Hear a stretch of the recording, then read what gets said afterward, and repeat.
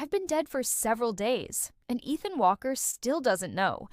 The thought is a silent, screaming mantra in the void where my mind now resides. He still hasn't come home. From my impossible vantage point, hovering near the ceiling like a wisp of smoke, I look down on the wreckage of my life, and his absence is a colder, deeper emptiness than death itself. My body lies on the Persian rug we bought together on a sun-drenched trip to the market. I hated the garish pattern, too many clashing reds and oranges. But Ethan loved its warmth. Now, the reds are deeper, darker, blooming around me in a grotesque mockery of the pattern. My own blood. I can't look away from my vacant eyes, staring at the ceiling I'm now floating against. The body on the floor is a shell, a discarded thing. I am up here, and I am utterly, terrifyingly alone. The killer is still here. He's a shadow in a dark hoodie, his back to me, rifling through the wall, safe behind the painting. His gloved fingers are quick, efficient. I remember the code, the frantic spinning of the dial as I tried to buy my life. Our code. The date we met. He'd pressed the knife to my throat, his breath hot and sour against my cheek, and whispered, "Don't be a hero." I was always a hero to Ethan. Or I tried to be. I fought. The overturned chaise lounge, the shattered vase that held the dried hydrangeas from our first anniversary, the books scattered like fallen birds. They are the testament to my struggle, a struggle he lost. A final, soft thud comes from the safe. The shadow stands, stuffing a small velvet box into his pocket. My grandmother's ring. The one thing I'd begged my mother for. The one thing I told Ethan I would never, ever part with. The thief turns, and for a heart-stopping moment, his face is angled toward the light, but the hood casts everything in deep shadow. He's a ghost already, vanishing before he's even gone. A gust of wind I cannot feel blows into the room, and the assailant leaves, closing the broken bedroom door softly behind him. The silence he leaves in his wake is louder than any scream. How long, Ethan? The thought is a plea sent out into the universe, a prayer to a man who is probably still too angry to pray for me. How long until you find me? The world outside the window cycles from day to night twice. The pool of blood congeals, darkens. The vibrant woman I was is fading, replaced by this cold, silent witness. I stare around, hollow, my consciousness tethered to this room of horrors. Then, a sound. A key fumbling in the lock of the front door. My non-existent heart lurches. Ethan. But it isn't his energy. The door swings open and Leo, Ethan's best friend, strolls in, phone in hand, his familiar lopsided grin already forming to break the tension of Ethan's self-imposed exile. "All right, you hermit, I'm staging an intervention. You can't just—" His voice trails off as he takes in the scene. The overturned furniture in the living room, the splintered wood of the hallway table. The grin vanishes. "Ethan, man, you guys really went for it. Emily." He moves further in, his steps hesitant now. He's looking for a sign of life, for one of us to jump out and yell surprise. He heads for Ethan's study. "Ethan, there's been a homicide in your neighborhood." The words are distant, muffled by the wall. I want to shriek. "It's in your living room, you idiot. Look." Ethan's voice, gruff and dismissive, replies, "And? Call the police, not me, I'm busy." My frustration boils over into a silent scream. "Look at me. See me." Leo's voice changes. The casual tone is gone, replaced by a tremor I've never heard before. "Ethan, look at me." A pause. A terrible, hanging silence. Then, the unmistakable sound of a phone hitting a hard floor. Leo's voice is a hollow, broken thing. "The deceased, it's Emily Carter." The world, or my perception of it, stops. In the study there is no sound, no gasp, no cry, just a profound, deafening silence. And then a smaller sound, the soft final click of a pen being dropped onto a desk. I know that sound. It's his favorite pen, the heavy titanium one I gave him when he made partner. He never lets it fall. The study door flies open and Ethan stumbles out, his face a mask of ashen disbelief. He doesn't see Leo, who is frozen in the hallway, hand over his mouth. He doesn't see the chaos. His eyes are wide, unseeing, fixed on the path to our bedroom. He crashes through the door, and then he stops. His eyes find me. Not me, but the thing I left behind on the rug. The air leaves his lungs in one ragged, broken gasp. The proud, stoic man I married, the man who built walls of logic and control around himself, simply shatters. His knees buckle, and he folds in on himself, hitting the floor a few feet from my body with a thud that seems to shake the very foundations of the apartment. A sound rips from his throat. A raw, animalistic sob of pure agony that is more devastating than any touch. "I'm here, Ethan! I'm right here!" I pour every ounce of my love, my spirit, my desperation toward him. "Look up! See me! Please just see me!" But I am a whisper against a hurricane of his grief. He is drowning in a pain I caused by being gone, and I cannot throw him a lifeline. A woman with a sharp, professional demeanor and kind, tired eyes enters the room. Detective Reyes. She places a gentle but firm hand on his shoulder. "Mr. Walker, I'm so sorry for your loss. We need to ask you a few questions. Can you tell us where you've been for the last 72 hours? He doesn't hear her. He is staring at my hand, lying palm up on the floor. He's looking for the ring, the one he put there himself. Leo appears in the doorway then, his face a convincing mask of shock and horror. He rushes to Ethan's side, the perfect supportive friend. "Ethan, man! Oh, God! I'm here! I'm here!" He helps a numb Ethan to his feet, guiding him away from the nightmare. As they pass through the living room, Leo's eyes sweep over the destruction, and for a fraction of a second, his gaze lingers on the open, empty safe. And in that moment, I see it. A flicker in his eyes, quickly masked by a well-practiced sheen of tears. It wasn't grief, it wasn't shock, it was a quick, calculating glance of satisfaction. The truth hits me with the force of a physical blow. My murderer wasn't some random shadow. He was a shadow we let into our lives. He was in the room all along. And as Leo leads my shattered husband away, all I can do is watch. A silent, screaming ghost, knowing the real monster just walked out the door wearing the skin of a friend. Time, in this form, has no meaning. It's a slow, syrupy river of grief and dust motes dancing in the slivers of light that cut through the blinds. The police have come and gone, taking my body with them, leaving behind a chalk outline that feels like a cruel caricature. The apartment is a tomb, and Ethan is its sole grieving monument. He moves through the rooms like a man underwater. Every movement is slow, heavy, burdened by a weight I put on his shoulders by leaving. He hasn't slept. He just sits on the edge of our ruined bed, staring at his hands as if he can still see my blood on them. The guilt is eating him alive, and I am trapped here, forced to watch the man I love destroy himself over a crime he didn't commit. "It wasn't you!" I scream into the stagnant air. "It was Leo! Look at me, Ethan! See what he did!" But my screams are silent. My love is a ghost. My proof is nothing. Leo is a constant, unwelcome presence. He plays the part of the devoted friend with an Oscar-worthy performance. He brings takeout that congeals in containers, makes coffee that goes cold in the pot. He is the curator of our tragedy, and every word out of his mouth is a lie painted in sympathy. I watched him today, standing right where Detective Reyes had stood, shaking his head with a convincingly grief-stricken sigh. It's just so random, so senseless. Some junkie, probably. Saw a nice place and broke in. Emily, she must have fought like hell. She was so brave. The hypocrisy is a physical nausea I can no longer feel. He stole her bravery. He smothered it with a hoodie and a knife. Ethan just stared into a mug of coffee, his voice a hollow rasp. The police think it was me.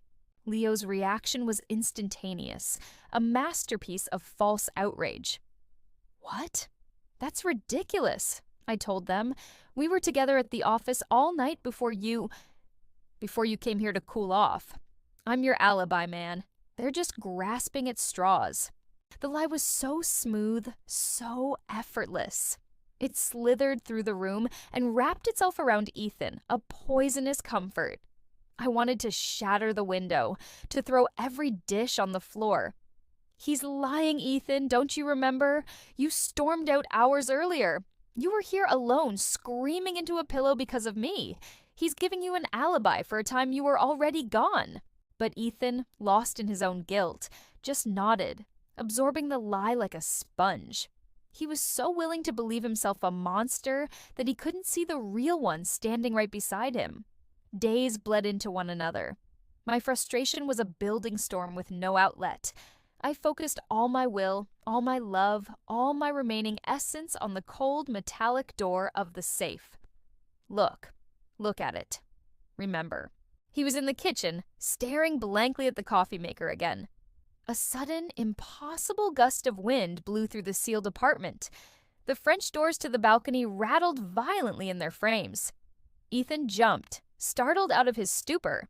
His head snapped up, and his eyes, red-rimmed and lost, were drawn across the living room through the open bedroom door directly to the gaping dark mouth of the safe. "Why just that?" he whispered to the empty room, his voice rough from disuse. "They took her jewelry, her grandmother's ring. The watches were right there. Why leave the expensive watches?" A spark, a tiny fragile ember of doubt in the vast darkness of his grief. It was the first coherent thought I'd heard from him that wasn't steeped in self-loathing. Hope, a feeling I thought had died with me, flickered in my spectral heart. I had to fan that spark. He began to move, not with the aimless drift of a ghost, but with a new tentative purpose. He was looking for something. Anything. He righted the bookshelf, his fingers tracing the splintered wood. He knelt by the overturned armchair, his gaze scanning the floor. I was his unseen guide. I poured my energy into a single, stubborn floor lamp. It flickered.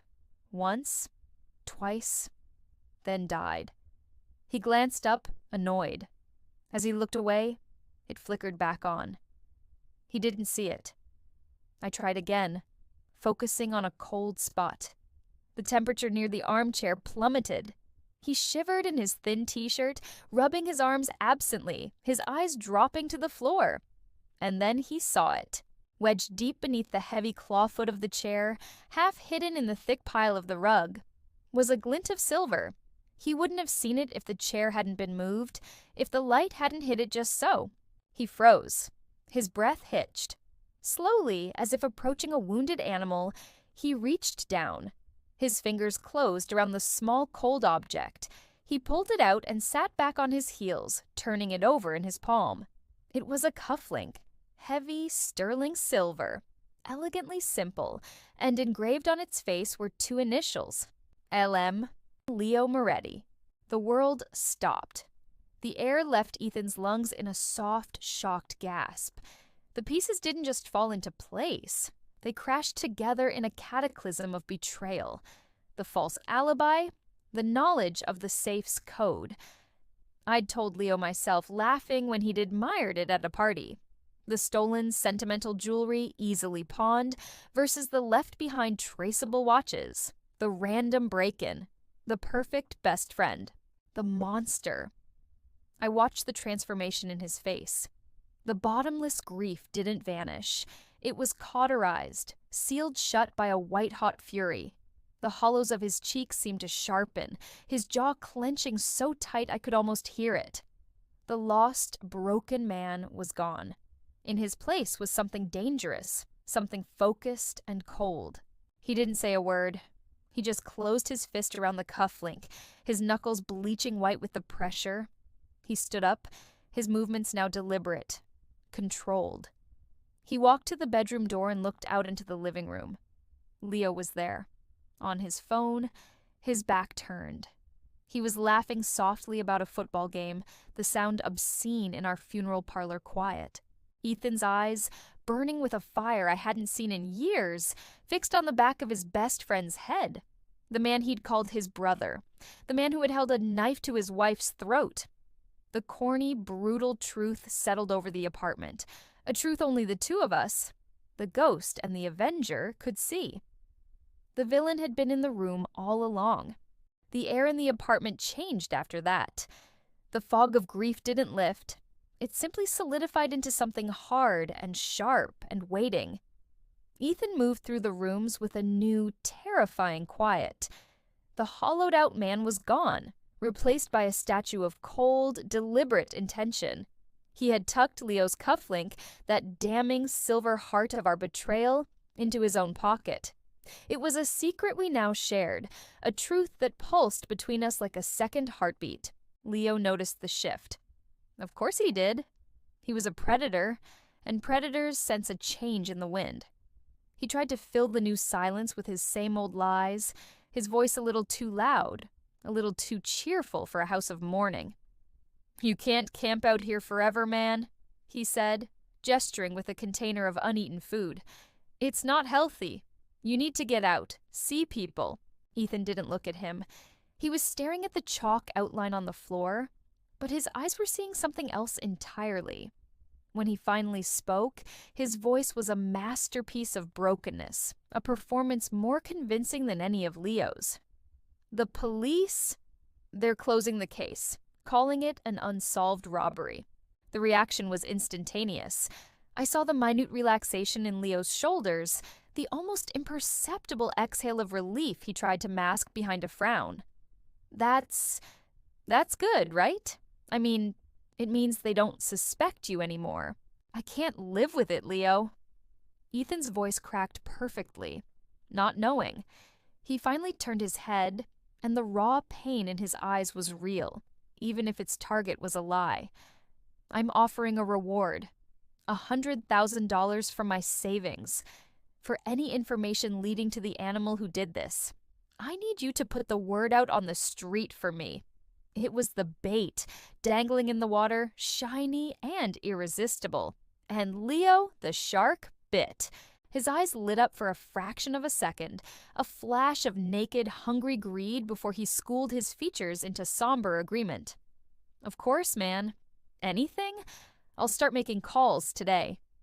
He was already mentally spending the money he'd stolen twice over.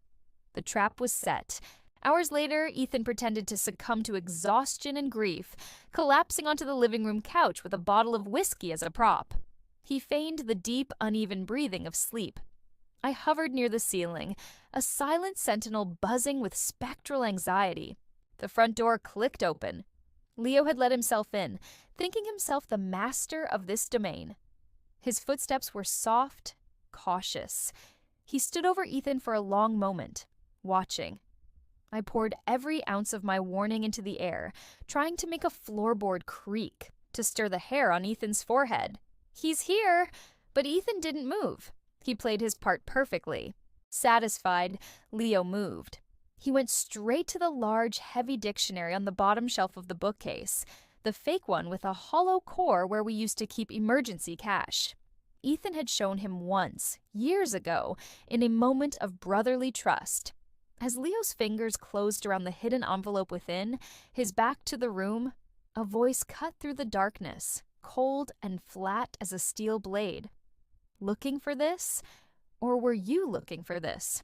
The floor lamp flicked on. Ethan was sitting upright on the couch, no trace of sleep or whiskey in his piercing gaze. In one hand, he held the envelope. In the other, held aloft between his thumb and forefinger, was the silver cufflink. Leo froze. The color drained from his face. For a heartbeat, he was just a boy caught with his hand in the cookie jar. Then the mask slammed back down. "Ethan, I can explain." "Explain what? How you murdered my wife?" Ethan's voice was low, but it vibrated with a fury so potent I could feel it in my non-existent bones. "How you held a knife to the throat of the woman who made you Christmas dinner every year. How you staged this mess to cover your tracks?" The lies were over. The performance was done. Leo's face twisted, his own anger and desperation rising to meet Ethan's. Your wife? Your life? Your perfect, beautiful, expensive life. You think I wanted to be your pathetic sidekick forever? Leo, loan me 20. Leo, cover for me. I was drowning. She surprised me. It was an accident. An accident? Ethan rose to his feet, the word a venomous whisper. You stole her grandmother's ring from her lifeless hand. You're a monster. The word hung in the air, and with a roar of rage, Leo launched himself at Ethan. It was a brutal, clumsy struggle. They crashed into the overturned furniture, a tangle of betrayal and grief given physical form. But Ethan's anger was pure, focused, righteous. Leo's was the wild, panicked flailing of a cornered animal. Ethan overpowered him, pinning him to the ground, his knee in Leo's back, his own breath coming in ragged gasps. He didn't hit him. He just held him there, forcing him to feel the weight of his crime. The front door burst open. Detective Reyes and 2 uniformed officers flooded in, their guns drawn. Ethan looked up, his eyes meeting hers. He slowly raised his hands, still holding Leo down. He called you, he said, his voice now empty of everything but a weary finality. He wanted to confess. As the officers pulled a spitting, cursing Leo to his feet, he unraveled completely. The confession spilled out of him, a torrent of venomous truth about his debts, his envy, his panic. He admitted it all. The sound of his voice, detailing my last moments, was the most horrifying and relieving thing I had ever heard. Then, they were gone. The door closed. The silence they left behind was different this time. It was no longer empty. It was full of resolution, of justice. Ethan stood alone in the center of the wreckage. The fury that had sustained him bled away, leaving him looking impossibly young and tired. The grief was still there, but it was clean now, unpoisoned by guilt or lies. He was just a man who had lost his wife, and I was just a wife who needed to let her husband go. A warmth began to permeate the room, starting from where he stood. It was a gentle, golden light that had nothing to do with the lamps. It pushed back the cold emptiness I had lived in for days. I felt my spectral form, my wisp of consciousness, begin to soften at the edges, to dissolve. I floated down to him one last time. I couldn't speak, couldn't touch him, but I could love him. I focused every memory, every laugh, every argument, every quiet morning with coffee, every ounce of love I had ever felt for him into a single, final thought. A single warm breeze, smelling faintly of jasmine and vanilla, my perfume, caressed his cheek. He closed his eyes, and a single clean tear traced a path through the dust on his face. He didn't look surprised. He simply turned his face into the breeze, as if welcoming a familiar touch. I know, he whispered to the empty room. I know you're here. And in that moment, he finally did. He wasn't looking for my body or analyzing the crime scene. He was feeling me, the love we built. It was, and always had been, enough. The golden light swelled, wrapping around me like an embrace. The tether that had bound me to this place of pain snapped. I took one last look at my husband, my Ethan, standing tall amidst the ruins of our old life, ready to begin a new one. The anger in his eyes was gone, replaced by a quiet, weary peace. He would be okay. My Ethan would live. And knowing that, I could finally let go.